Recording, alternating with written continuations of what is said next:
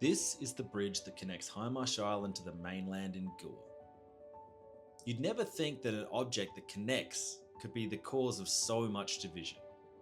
Hindmarsh Island is a major cultural significance, being occupied by the Ngarrindjeri Nation for thousands of years prior to European settlement. And it's also where the largest river in Australia, the Murray River, ends its 1,558-mile journey out into the sea. This is a quick story about the Hindmarsh Island Bridge Controversy without going into too much grand detail. We grew up on the river. The house we owned belonged to my grandfather and was later purchased then by my dad. And one of my core memories I have is going to Hindmarsh Island when we were kids is crossing over the old cable ferry to get there. In October of 1989, approval was granted for a bridge to be able to handle the increased traffic. Many people, including the majority of the island's inhabitants, strongly opposed government funding of a project for the benefit of private developers to urbanise Hindmarsh Island.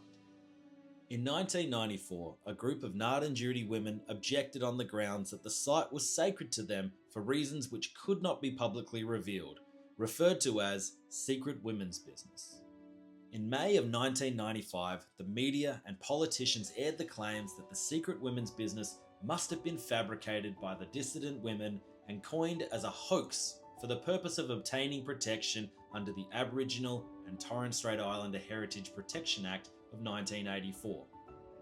Shortly after being elected, Prime Minister John Howard legislated to allow the bridge to proceed.